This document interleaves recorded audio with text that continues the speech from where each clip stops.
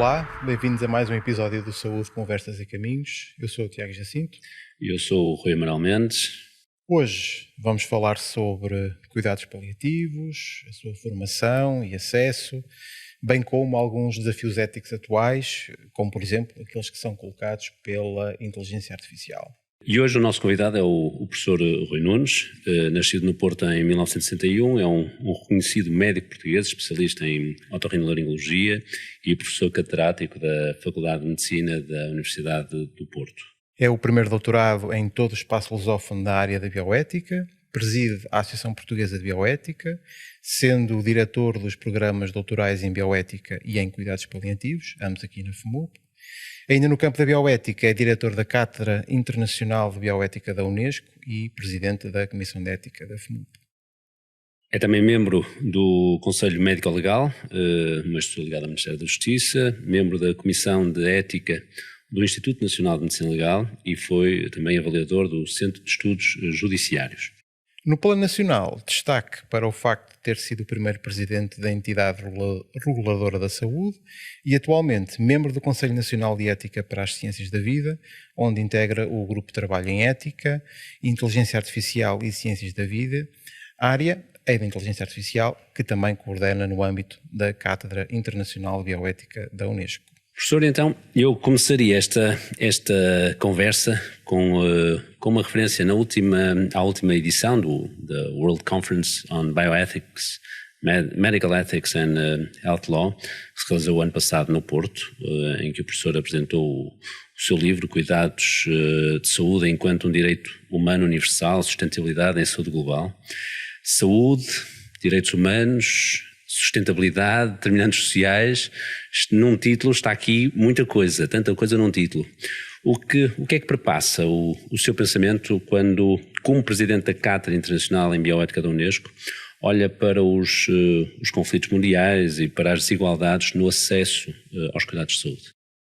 É um enorme prazer participar neste podcast, agradecer a ambas estas duas autoridades que estão a conversar neste colóquio a três sobre importantíssimos temas da atualidade, quer na saúde, quer na bioética, quer no plano global, e dizer que essa obra que referiu pretende, no fundo, desenvolver que ideia central. Em primeiro lugar, que a saúde é um bem essencial à condição humana e, por conseguinte, é um direito humano universal. E ser um direito humano universal não é de acordo com a tradição da universalidade que se tem discutido desde a Constituição da República Portuguesa dos anos 70, é no sentido de ser universal para todas as pessoas à escala global e não apenas em cada um dos Estados-nação.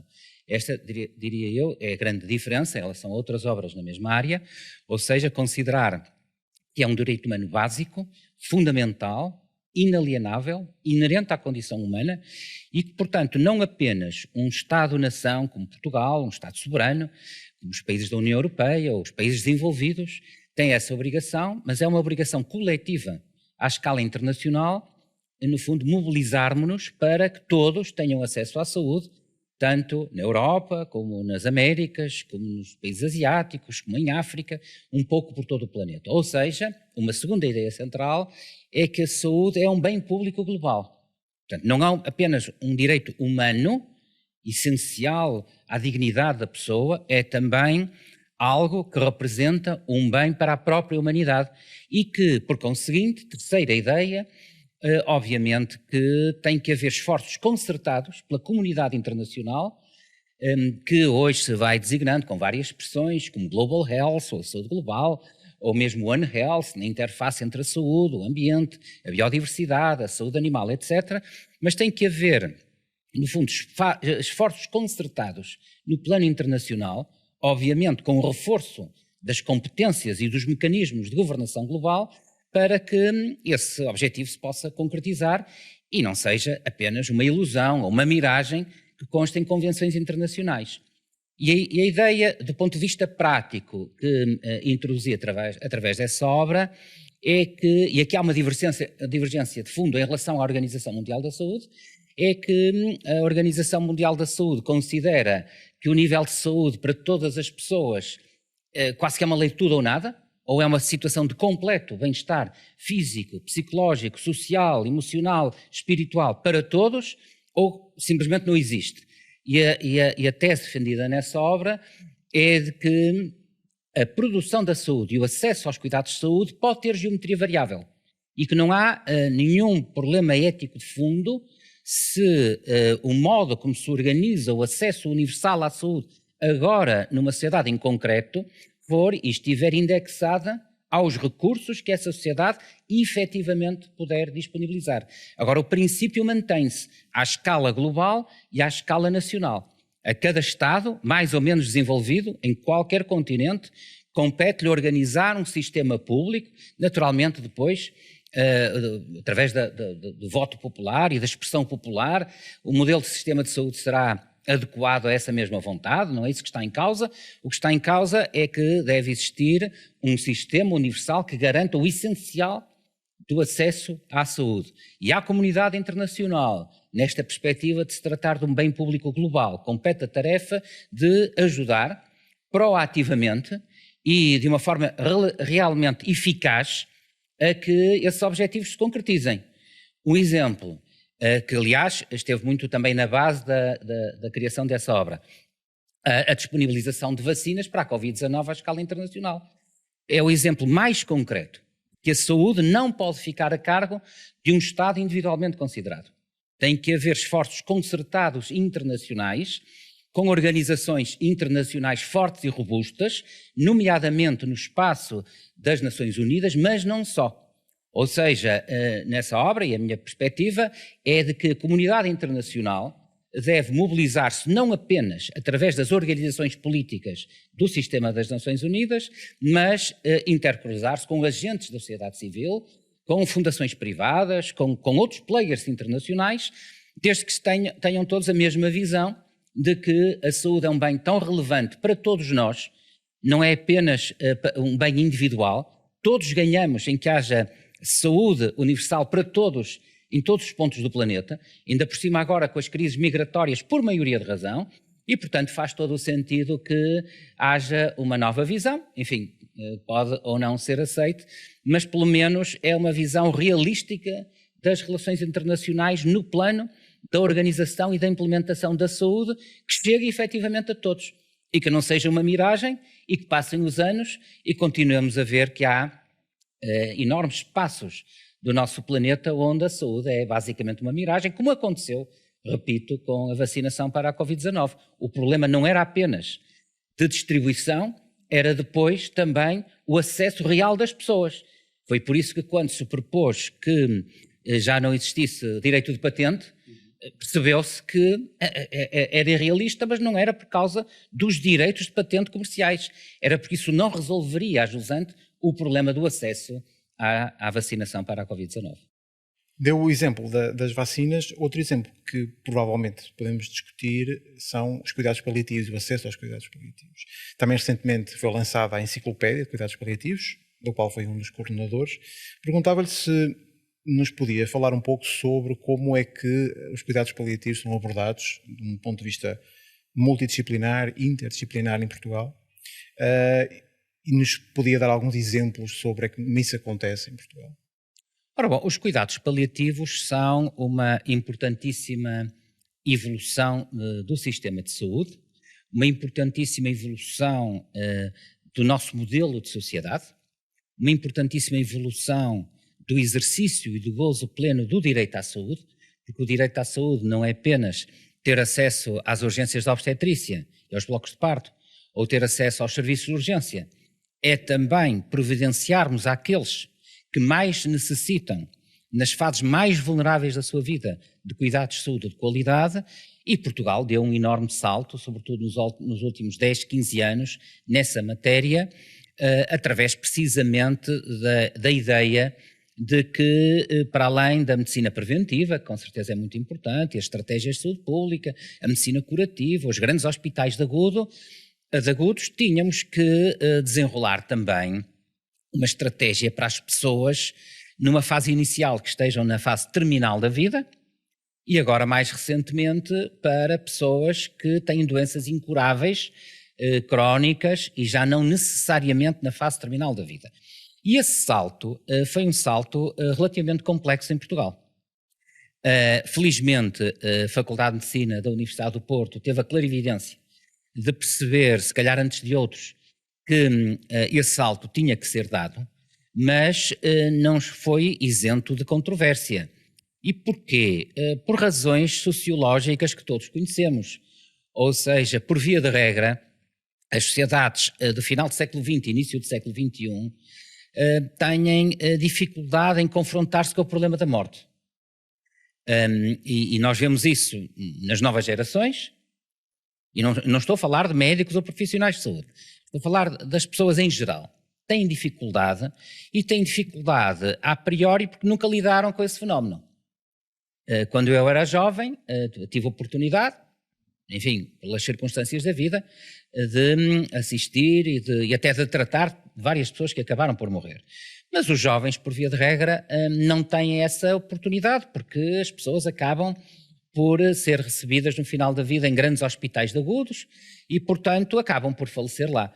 E, portanto, esse distanciamento social da morte e do processo de morrer faz, naturalmente, que as novas gerações também de médicos e de outros profissionais de saúde tenham exatamente, ou tenham tido exatamente a mesma percepção de que, enfim, a morte é um problema complexo, que o melhor é não se discutir, não se falar, não se perceber e, obviamente, também não gerar as condições para proporcionar as melhores circunstâncias e o melhor atendimento nessa fase da vida.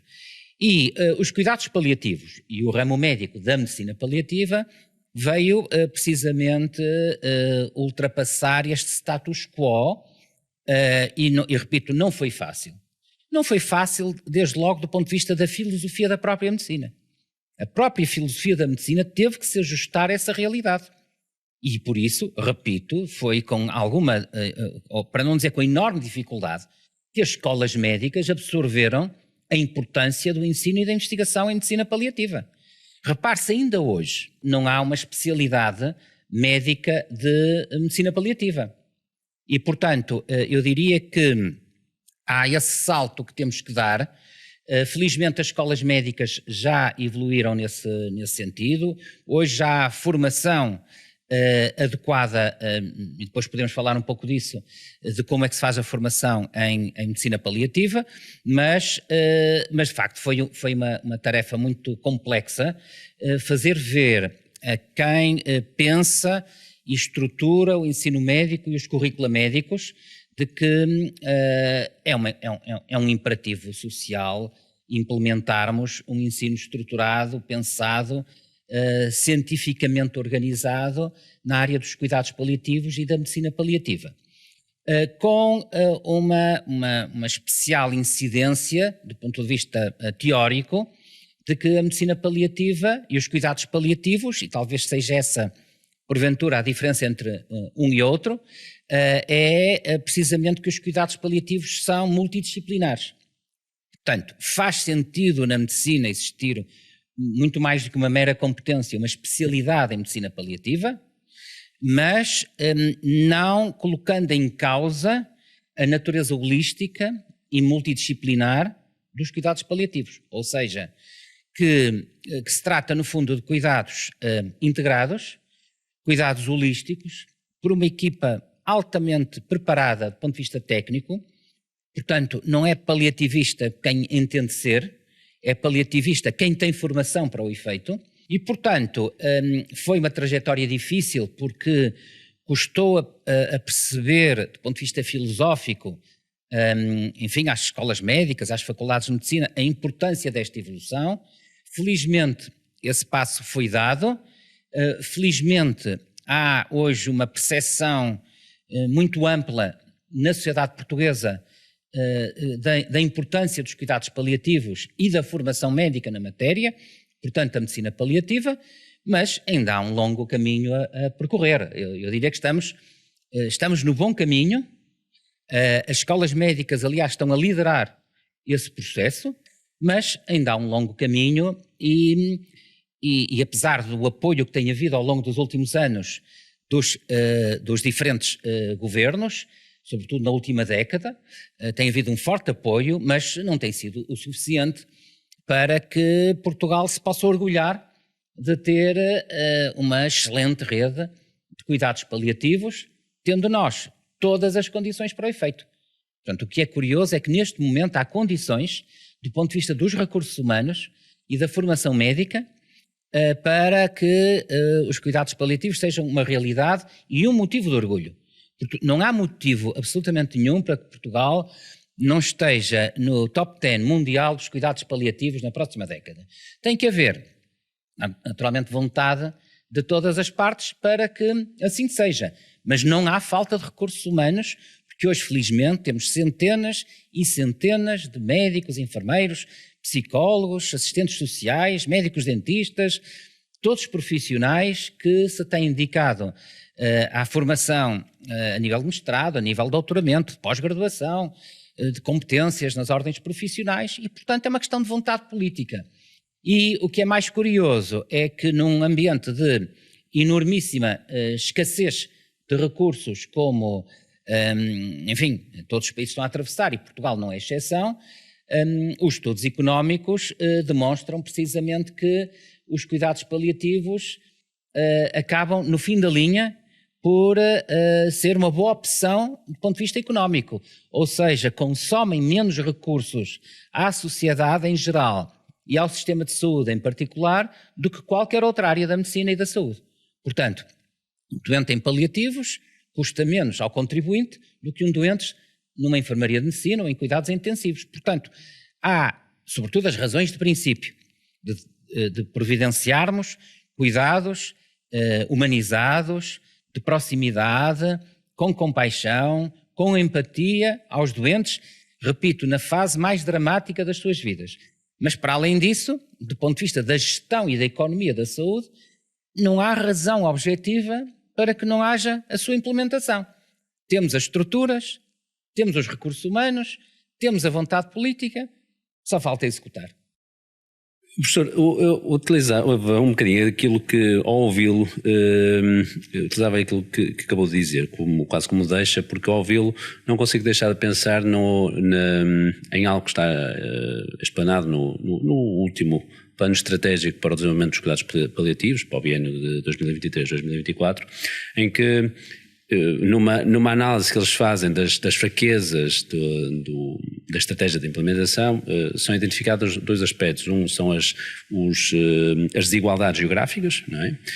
Para as quais penso que poderão concorrer também a dotação de recursos humanos que está, segundo eles dizem, um bocadinho abaixo dos limites definidos, mas perguntava-lhe de que forma é que o modelo formativo em cuidados paliativos está a decorrer e de que forma é que esse modelo formativo pode ajudar a colmatar estas diferenças geográficas, que papel é que não só as escolas médicas, mas as escolas de saúde em geral podem ter no sentido de tentar corrigir algumas destas diferenças geográficas e algum déficit que eventualmente poderá existir, não obstante o trajeto que já foi, que tem vindo a ser efetuado.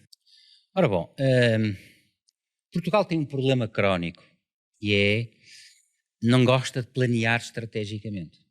É um déficit crónico e que não é uma marca genética, é algo da atual civilização. Mas na saúde é um dos problemas crónicos. É não haver planeamento estratégico da política de recursos humanos, por exemplo, da formação de médicos, enfermeiros, psicólogos, aqui sim vai-se navegando à vista, de equipamentos. Há desdobramento de equipamentos absolutamente desnecessários, depois quando eles são necessários não existem, geograficamente ou não, mas portanto, dito isto, convém referir que se trata essencialmente de uma questão de gestão, organização e planeamento. E o dado que mencionou do relatório oficial é curioso, porque uma das unidades de cuidados paliativos mais vibrantes, mais desenvolvidas, com maior qualidade assistencial, mas que dependeu da boa vontade das pessoas que lá estão e não de nenhum planeamento centralístico da saúde, é o da Unidade Local de Saúde do Nordeste Transmontano. Portanto, se a região mais afastada do Governo Central de Lisboa consegue ter uma das melhores unidades de cuidados paliativos do país, é porque o problema não está nem nas regiões, nem nas pessoas, está no modelo de governo da saúde. E, portanto, é por aqui que temos que começar. Eu diria que há nítidas falhas de governação nesta matéria. Enfim, eu reconheço que há muitas outras áreas importantes e que os cuidados paliativos são apenas um dos pontos da saúde e que quem governa tem que se dedicar a todas as áreas, à saúde materno-infantil, à saúde pública, etc. Isso é indiscutível. Mas não se compreende que, com tanta apetência por parte da sociedade civil, com tantas centenas de médicos, enfermeiros e outros profissionais, já com formação de fundo, ao mais alto nível, nesta matéria. Só a Faculdade de Medicina do Porto tem mais de 250 mestres e doutores. Portanto, há os recursos humanos, mas é com muito gosto, e agora falo na minha qualidade de médico, que vejo que há uma enorme apetência pelos jovens médicos, nomeadamente na medicina geral e familiar, nos últimos 4, 5 anos, pelos cuidados paliativos e pela medicina paliativa, o que não acontecia há uma década atrás. Portanto, há todo este movimento, não se compreende porque é que não se fazem as diligências para suprir as falhas que existem, e da realidade que eu conheço e conheço em profundidade do nosso sistema de saúde, não é apenas nos territórios de baixa densidade, não é só na periferia do país. Como já expliquei, já referi, há áreas até periféricas com um excelente nível de cuidados paliativos. Muitas vezes é no interior do tecido urbano das grandes cidades que há mais carências. Não apenas nesta matéria, mas dos cuidados de saúde em geral, nomeadamente, por exemplo, também da medicina geral e familiar. Portanto, parece-me que há aqui uma falha grave de planeamento, de gestão, de organização, de uma vontade política prática e não apenas doutrinal, porque essa existe, e legislativa. Temos leis fantásticas na matéria, não precisamos de mais legislação, precisamos é de execução e de vontade de executar, e repito, há todas as ferramentas para o efeito. É muito importante que se perceba também que, obviamente, são necessários serviços altamente diferenciados, de enorme complexidade médica e tecnológica até, em cuidados paliativos, em hospitais centrais universitários, como o Hospital de São João, ou Santa Maria, ou os hospitais da Universidade de Coimbra, isso é indiscutível. Mas que os cuidados paliativos e a medicina paliativa não se podem reduzir a serviços altamente diferenciados. E, portanto, a atenção paliativa, como se designa tecnicamente, a atenção paliativa deve ser uma atenção, no fundo, de qualquer profissional de saúde. E por isso, repito, é um fantástico sinal para o futuro dos cuidados paliativos que jovens médicos de medicina geral e familiar, que é onde tudo começa e que nesta matéria também é muito relevante que eles estejam a dedicar aos cuidados paliativos e à medicina paliativa, neste caso, domiciliar. E, portanto, eu creio que este é um enorme sinal e, mais uma vez, não é uma questão de recursos, é que deve ser a única área da saúde onde não é preciso mais recursos financeiros. É mesmo uma questão de gestão e de organização. Porque, por exemplo, na MGF, se os médicos tiverem apetência, como agora têm, para esta área, naturalmente é uma questão da organização das escalas de serviço e naturalmente, os modelos que existem de gestão das unidades de saúde familiares contemplam precisamente isso e seria, não digo fácil, mas seria concretizável, repito, numa década, termos uma rede nacional que estivesse no topo internacional. Não tenho dúvidas que temos qualidade de formação, temos qualidade de instalações e equipamentos, temos vontade dos cidadãos e dos profissionais para alcançar essa meta. E disse então que já existe a legislação, que não será uma questão de recursos propriamente ditos. Será que é possível? O que é que efetivamente poderá fazer na prática, termos se calhar massa crítica para lançarmos toda uma rede muito mais sustentada de cuidados paliativos? Por exemplo, será possível replicar o modelo que falou noutras zonas do país, ou se calhar precisamos de uma muito maior adaptação às zonas geográficas específicas do país? Ora bom, pessoalmente penso que a evolução futura do nosso sistema de saúde tem que ser uma evolução mais descentralizada. Isto está estudado, não há aqui a invenção da roda, está mais que estudado em todos os países civilizados que um sistema mais descentralizado funciona melhor.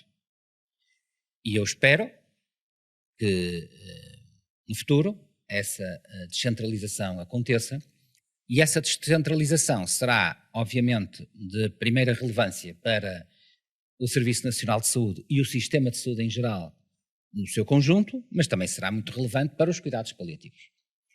Se essa descentralização existir, percebe-se que torna-se mais fácil que este tipo de decisão seja implementado. Porque eu compreendo a tarefa extraordinariamente árdua de um governante que está assentado na sua cadeira na Avenida João Crisóstomo, em Lisboa, a decidir o que se passa em Bragança, ou em Vila Real, ou em Elvas, ou em Évora, ou em Faro. Eu compreendo isso. Mas então mude-se. Mude-se. Enquanto esse salto não for dado, vai haver sempre desigualdades que nós podemos apelidar de regionais, mas não são apenas regionais, são de organização do sistema. E, porventura, a existência de unidades de gestão mais alargadas, por exemplo, de âmbito regional ou intermunicipal, por hipótese, seria um grande salto nesse domínio, porque, como se compreende, uma unidade administrativa menos alargada é mais fácil de gerir, ponto número 1. Ponto número 2, há uma maior proximidade com os cidadãos e com os beneficiários, que é outro problema do nosso sistema de saúde, é a integração de cuidados. E, portanto, o que é que nós não queremos? Que os doentes paliativos andem a circular pelo país. Nós queremos é que haja, no fundo, unidades de cuidados paliativos territorialmente, não estou a falar a nível municipal ou mesmo de distrital, mas com uma dimensão adequada para que esses cuidados sejam providenciados em tempo útil, perto das famílias, perto dos amigos. Portanto, eu diria que para isso se concretizar, o primeiro passo seria evoluirmos para um sistema de saúde menos centralizado e, por natureza, mais descentralizado. Não estou a fazer aqui nenhuma sugestão, por exemplo, de regionalização ou de municipalização, não é isso. Mas tem que haver modalidades mais descentralizadas. A atual generalização, porque já existem há mais de 20 anos, das unidades locais de saúde, se funcionarem, pode ser um bom passo. Vamos ver se funcionam. Porque a verdade é que OLS existem em Portugal há mais de 20 anos. E conheço-as todas, visitei-as em pormenor e, muito francamente, não verifiquei nenhuma diferença substancial em relação a outros modelos de gestão que já existem no país. Agora, se realmente, como prometido, as ULS forem um passo organizativo do sistema de saúde, obviamente que os cuidados paliativos vão, quase que por osmose, beneficiar extraordinariamente dessa integração de cuidados. Ou seja, uma verdadeira integração entre cuidados de saúde primários, cuidados hospitalares, cuidados paliativos. E, naturalmente, as estratégias preventivas da saúde, porque isto é o que faz sentido numa malha territorial mais condensada no setor da saúde. Portanto, dito isto, eu creio que, ponto número 1, era preciso, de alguma forma, evoluirmos em matéria de planeamento e agora de organização territorial da saúde. Ponto número 2, é preciso valorizar esta área, e isso só se consegue na medicina criando a especialidade, como se compreende. É claro que é muito importante as escolas médicas e as faculdades de medicina, por exemplo, atribuírem o grau de mestre ou o grau de doutor, mas depois isso na prática clínica tem um peso importante do ponto de vista formativo, do ponto de vista da investigação. Um dos grandes saltos dos cuidados paliativos em Portugal foi a enorme quantidade de investigação de ponta que se faz no nosso país, as pessoas não têm bem a noção, com dezenas de artigos publicados nas melhores revistas internacionais. Isso é um potente estímulo, porque mostra, sobretudo aos jovens médicos, que é uma área médica, uma cardiologia ou a neurocirurgia, como outra qualquer. Não é uma área menor. Já foi considerada há pouco tempo uma área menor da medicina. Hoje, felizmente, não é. E, portanto, esse salto de valorização era importante e, obviamente, a partir daí, formando equipas com a correspondente carreira, porque, do ponto de vista da administração da saúde, como é do conhecimento geral, sem a especialidade médica, não há uma carreira naquela área da medicina. Portanto, para haver uma carreira, tem que haver a especialidade. A mera competência não é bastante. E, portanto, são passos aos mais diferentes níveis, ao nível macro, ao nível micro, mas também a nível da formação.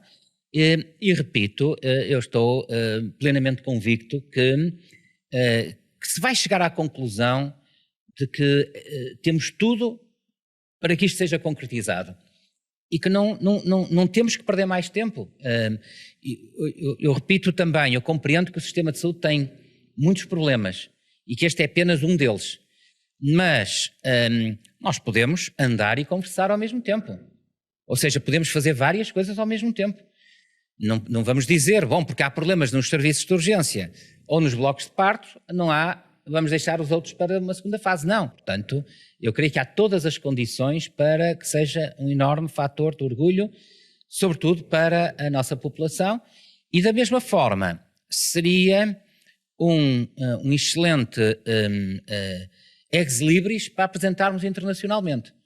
E, portanto, eu acho que há todos os bons motivos, e vemos isso, aliás, pela enorme procura que temos hoje, por exemplo, aqui na nossa Faculdade de Medicina do Porto, de estudantes de todo o mundo, de vários continentes, para fazer formação em cuidados paliativos. Não é apenas dos PALOP. Temos de vários países da América Latina, do continente asiático, da Índia, etc. Isso, mais uma vez, seria um excelente ex-libris para o nosso país. Pensando numa coisa que disse há bocado, a propósito essa infelizmente acho que é uma marca talvez distintiva do nosso país, que é somos um país fantástico no papel, depois o problema é passar as iniciativas que no plano legal são bastante boas, passá-las para a prática. Mas nesse sentido, agora com a Comissão Executiva do SNS, o que é que acha, por exemplo, da recente iniciativa, em 2024, de lançar os serviços integrados em cuidados paliativos? Acha que essa pode ser um passo no bom caminho, ou, atendendo à forma como isso está a ser pensado, vê alguns problemas na sua implementação? Ou será esse exatamente o passo que faltava, no sentido de conseguirmos transpor aquilo que está bem definido no quadro legal para o terreno? Ora bom, essa pode ser uma excelente iniciativa para tentar colmatar algumas das deficiências que existem no plano organizativo.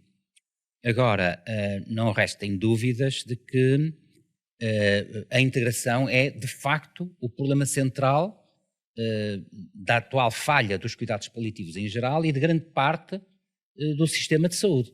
Nós vemos isso, por exemplo, recorrentes nas várias áreas da medicina, da saúde materno-infantil, etc. E, portanto, os serviços integrados, se corresponderem exatamente à matriz que se preconiza para os cuidados paliativos, isto é uma plena articulação entre os cuidados preventivos, por um lado, e educativos, porque há também um plano que é absolutamente relevante, que é o da educação para a saúde nesta matéria. Ou seja, as pessoas, as famílias em casa saberem, muitas já sabem, mas outras não saberão, o que são os cuidados paliativos e de alguma forma afastarmos o estigma de que os cuidados paliativos são para doentes moribundos. Não são, não é apenas para quando não há mais nada a fazer. Isso era a versão original, teve que ser, é fundacional. Hoje os cuidados paliativos aplicam-se, aliás, na sua maioria já não é sequer em doenças neoplásicas, é em doenças de todos os aparelhos e sistemas e com uma esperança de vida ainda muito considerável, bem além dos 6 meses.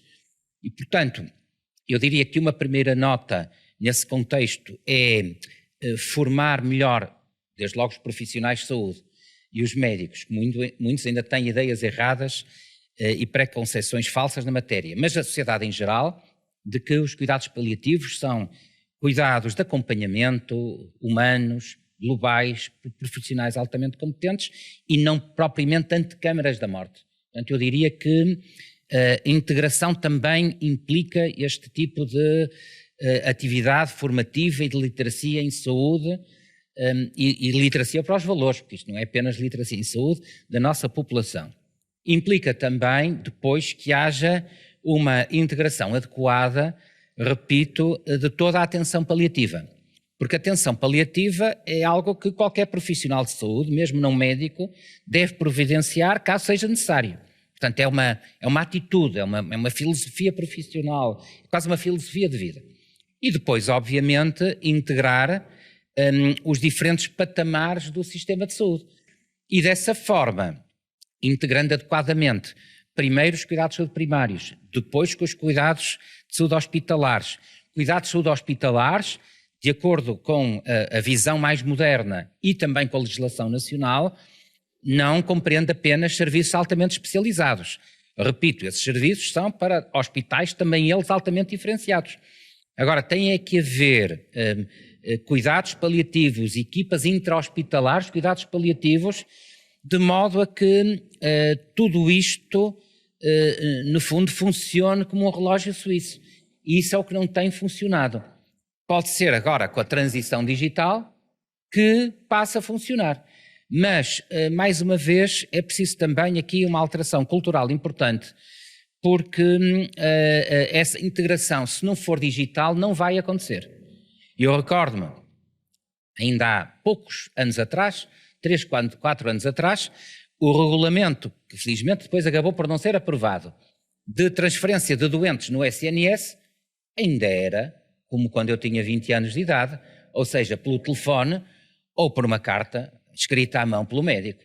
Isto foi há 3 ou 4 anos atrás e, felizmente, na altura a Ministra da Saúde não aceitou e não aprovou este regulamento, causou, aliás, grande conturbação no sistema de saúde e em alguns atores do sistema de saúde, mas era inconcebível que no século XXI ainda se escrevesse uma carta à mão para transferir um doente. Portanto, ou há a capacidade de renovarmos os sistemas digitais da saúde, de os tornar interoperáveis, recorrendo ou não à inteligência artificial, mas torná-los interoperáveis.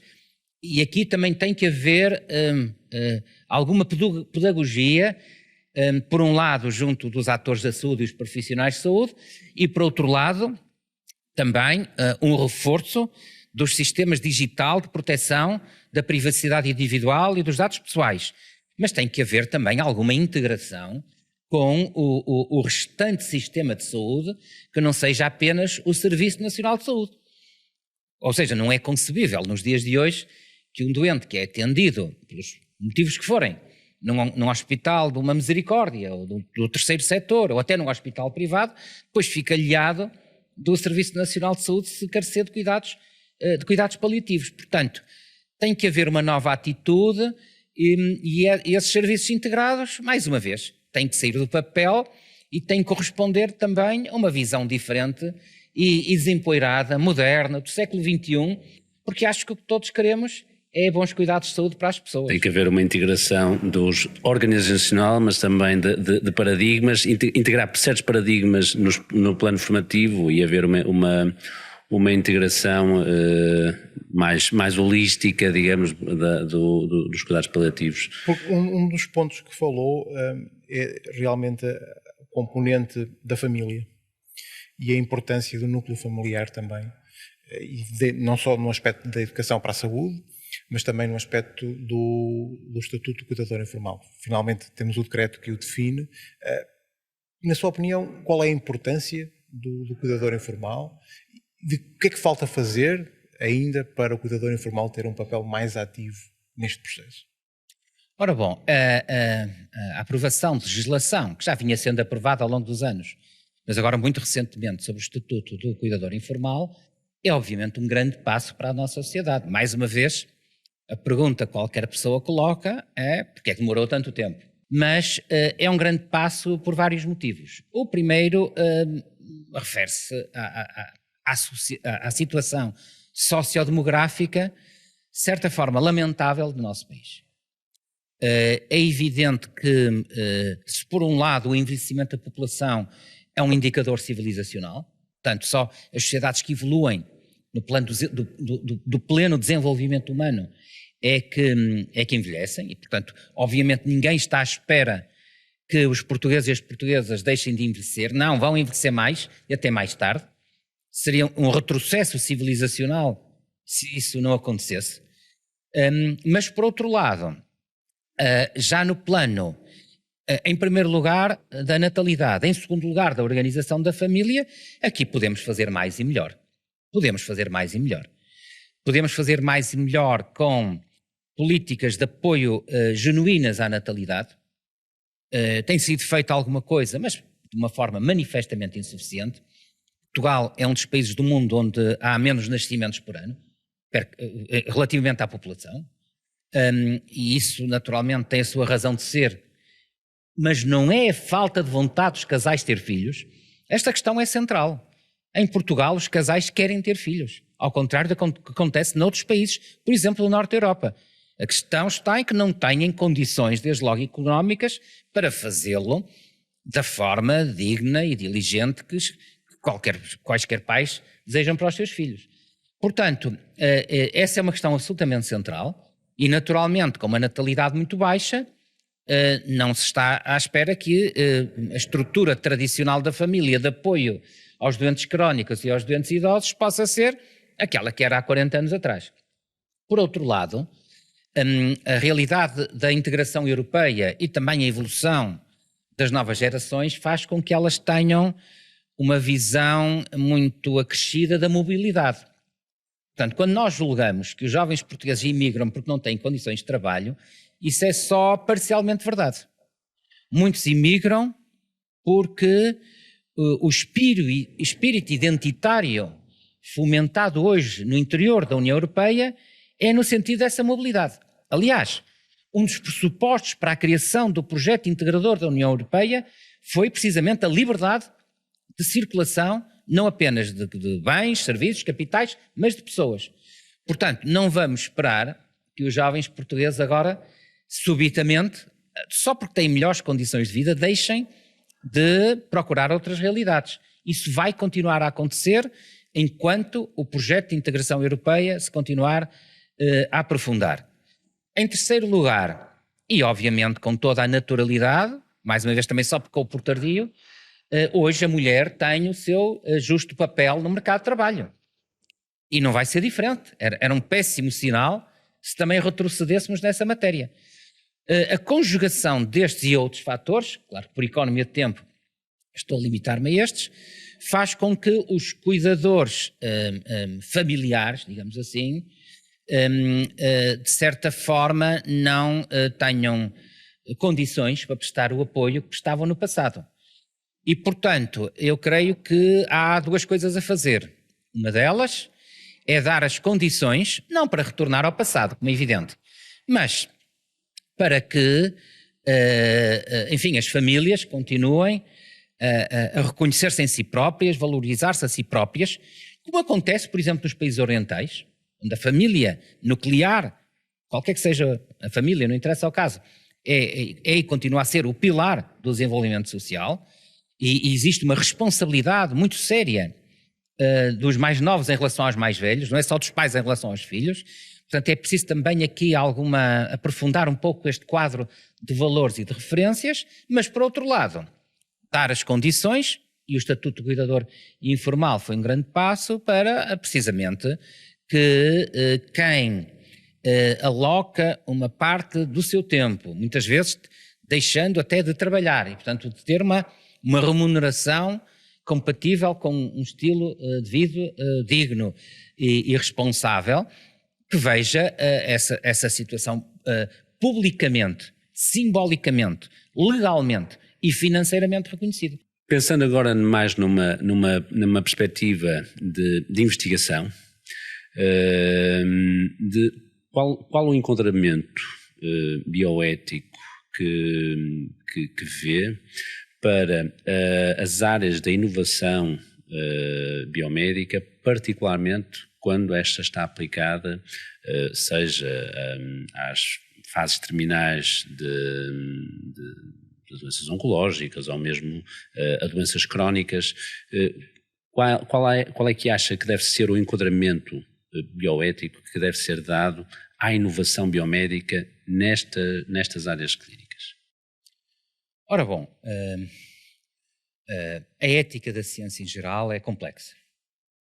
E naturalmente percebe-se que a ética da ciência, da investigação e da pesquisa, na fase, vamos chamar assim, terminal da vida, ou doenças crónicas, muitas vezes incapacitados, muitas vezes incompetentes para tomar decisões, obviamente mais complexo é. Mas por outro lado, diria que é genericamente do interesse coletivo. E o povo português é um povo muito solidário. Nós sabemos isso por vários estudos de opinião que se traduzem, por exemplo, na dação pós-mortem de órgãos para transplantação. Os portugueses e as portuguesas, por regra, não têm objeção de princípio. Porquê? Porque é um povo solidário. E como povo solidário que é, por via de regra, não tem também a objeção de princípio em participar na investigação, em qualquer área, em qualquer momento, desde que os pressupostos éticos se verifiquem. Portanto, eu diria, para começar, que não há uma objeção de princípio a realizar investigação nesse domínio. Como não há, por exemplo, na pediatria. Há correntes extremas da bioética que eu não defendo, dizem experimentação em criança, nunca. Não, senão a pediatria não avança. Aqui é a mesma coisa. Se queremos que esta área do conhecimento depois se traduz em benefício clínico para os doentes, evolua, naturalmente tem que se fazer investigação.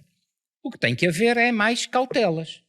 E há muitas convenções e declarações internacionais, a Declaração Universal de Bioética e Direitos Humanos da Unesco, a Convenção sobre Direitos Humanos e Biomedicina do Conselho da Europa, já de 1996, portanto já há muitos anos, décadas, que se determina que em casos excepcionais, crianças, pessoas incapazes, incompetentes ou com competência diminuída, também tem que haver regras éticas mais estritas, mais rigorosas e, por outro lado, mais supervisão. Mas que não deve haver um bloqueio de princípio, porque senão a medicina não avança, a ciência não avança e os próprios doentes, no caso da investigação terapêutica, e a sociedade em geral, também ficam sem usufruir daquilo que poderiam usufruir. Portanto, uma primeira nota, eu diria que sou favorável a que se faça a investigação com regras éticas muito claras. Quando haja, e aqui o papel das comissões de ética é absolutamente central, ou seja, se na ciência em geral uma proposta de investigação só é legítima quando houver objetivos demonstráveis, quando os métodos forem verificáveis, quando aquele projeto de investigação for replicável por outros investigadores, portanto, normas genéricas, percebe-se que quando estamos a falar de pessoas fracas, vulneráveis, muitas vezes incapazes, incompetentes, estas regras têm que ser levadas ao limite. Isto é, transpondo isto para uma linguagem mais corrente, não se pode fazer investigação por investigação. Tem que se fazer investigação quando o objetivo científico seja suficientemente válido para incluir este tipo de doentes em projetos de investigação. É importante também que as comissões de ética evoluam nesta matéria e que sejam dotadas de quadros e de membros, não sejam apenas pessoas relevantes da sociedade, mas que tenham formação nos princípios, nos valores e nas convenções internacionais, por exemplo, a Declaração de Helsínquia da Associação Médica Mundial, que está aliás a ser revista, vai ser proposta para o ano uma nova versão da Declaração de Helsínquia, que a conheçam bem, e os princípios subjacentes à Declaração de Helsínquia, que dessa forma se respeite a intimidade, a privacidade, a autonomia se for o caso, e que em nenhuma circunstância se coloquem os interesses da investigação e da ciência à frente dos interesses das pessoas. Que salvaguardem a dignidade humana. Não é? Exatamente. Outra das áreas que também já mencionou, que tem visto um desenvolvimento incrivelmente rápido, é a inteligência artificial, que tem implicações legais, filosóficas, éticas. Na sua opinião, qual é que é o impacto desse desenvolvimento rápido e essa área, que influência pode ter na prestação de cuidados de saúde e como é que a bioética nos pode ajudar também a lidar com isso? A inteligência artificial na saúde em geral e na medicina em particular, e aqui admito que a minha opinião não seja o mainstreaming e que seja até disruptiva, mas eu creio que vai originar uma mudança de paradigma. Vai originar uma mudança de paradigma a começar pela investigação médica. Porque a explicabilidade da inteligência artificial e a replicabilidade da inteligência artificial na ciência e na investigação torna-se muito difícil. Se já o é hoje, imaginemos daqui a 20 anos. Como é que o ser humano, por mais inteligente que seja, vai entender aquilo que se passa nos projetos de investigação liderados e conduzidos pela inteligência artificial? E, portanto, este é um primeiro aspecto que, aliás, as escolas médicas têm que se dedicar. É se desta forma vamos fazer boa ciência, se ela é fiscalizável, se é replicável, se de algum modo nós vamos manter um aspecto central da investigação, que é a criatividade humana. Ou seja, se não vai haver padrões de investigação e depois não se sai daqueles padrões. Já nem falo do acaso na ciência, que vai ficar condicionado pela inteligência artificial. Por exemplo, a descoberta dos raios-x, a descoberta da penicilina, da heparina. Já não falo nada disso. Falo simplesmente dos métodos de investigação científica e como é que nós os vamos entender na medicina. E depois na prática médica. E aqui ainda estou mais preocupado, sendo eu um otimista nato. Mas a minha preocupação é no sentido de traçarmos cenários para podermos prevenir o futuro e para que a prática médica seja sempre autenticamente humana e não condicionada pela inteligência artificial. Não me preocupa, por exemplo, que não seja por questões de proteção da privacidade, dos dados pessoais, etc., que a inteligência artificial construa ela própria o registro de saúde eletrónico, que é o que vai acontecer e já está a acontecer. Ou seja, que não seja o médico a escrever o registro de saúde, os dados, mas que fale inteligência artificial, depois os recomponha, fazendo sugestões, diagnóstico, terapêutico, etc. Isso não me preocupa porque eu creio que os médicos terão a capacidade para acompanhar essa evolução e para a ela se adaptarem. Mas já me preocupa, mais uma vez, tal como na investigação, quando a própria prática médica for completamente condicionada pela inteligência artificial. O exemplo da radiologia é o exemplo clássico, que é uma especialidade que inclusivamente pode ficar em risco no futuro, se a análise pela inteligência artificial for mais eficaz, mais eficiente, mais efetiva e com maior sensibilidade e especificidade, pergunta-se o que é que o médico especialista vai fazer nesse contexto, mas não vai ser apenas nesse domínio. Ou seja, resumindo e concluindo, há enormes desafios. Espero sinceramente que a inteligência artificial na saúde, na investigação e na medicina não desvirtue o humano e a relação humana, como se diz, the human in the loop e the human on the loop da investigação e da prática. Portanto, a prática clínica, a meu ver, terá que ser sempre uma relação entre pessoas, mas temo, se não percebermos que essa disrupção pode acontecer, que a inteligência artificial pode começar a conduzir os destinos da relação médico-paciente e que o médico no futuro pode ser um mero copiloto da inteligência artificial, temo bem que a medicina seja muito diferente daqui a algumas décadas e por maioria de razão, quando há estudos americanos que indiciam o contrário, mas a percepção que eu tenho na Europa é que a generalidade das pessoas, a começar pelas novas gerações, têm uma ampla confiança em tudo o que é digital, incluindo a inteligência artificial. E que no futuro poderão ter mais confiança até nos resultados de diagnóstico, até sugestões terapêuticas, e até da própria terapêutica de programas ou de robôs, de autómatos de inteligência artificial, do que nos próprios médicos. E isso preocupa-me, porque é uma disrupção de paradigma e a medicina então vai ser algo diferente do que aquilo que conhecemos hoje. Isto pode parecer um cenário, enfim, controverso, até irreal, mas a função das sociedades mais civilizadas e de escolas, como a nossa Faculdade de Medicina, é pensar os problemas antes deles acontecerem. Se não acontecerem, ótimo. É antecipar o futuro. Muito bem. Professor, vamos ter que terminar. Muito obrigado. Eu acho que podíamos ficar aqui ainda muito mais tempo, mas temos que terminar. E para terminar, nós costumamos fazer aqui um pequeno jogo de palavras. Nós dizemos uma palavra e o professor responde com uma palavra, máximo 3 palavras, vá. Por isso, se calhar... Essa é a pergunta mais difícil. Exato. Exatamente. Então, a primeira palavra seria ética. Futuro da humanidade e paz global. Espiritualidade. Essencial aos cuidados paliativos e à medicina em geral. Transhumanismo.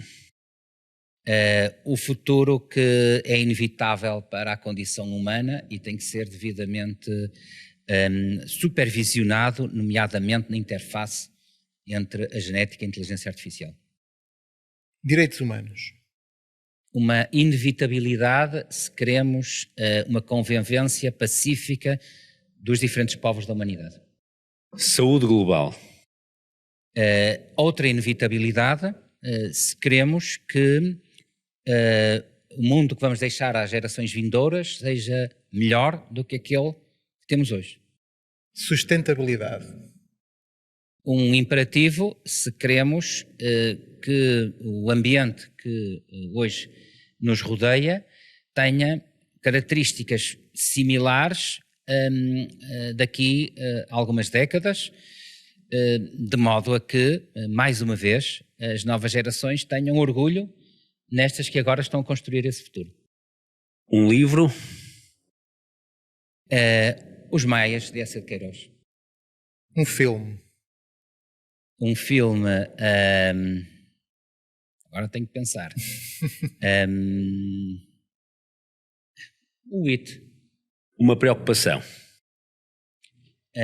O futuro da minha filha. Um desafio. Uma ética global. E um sonho. Que essa ética global se concretize realmente. O Saúde, Conversas e Caminhos é o podcast da Faculdade de Medicina da Universidade do Porto, onde procuramos abordar os próximos desafios na área da saúde. Se gostou desta conversa, siga o podcast nas plataformas em que nos ouve e deixe a sua avaliação. Até ao próximo episódio.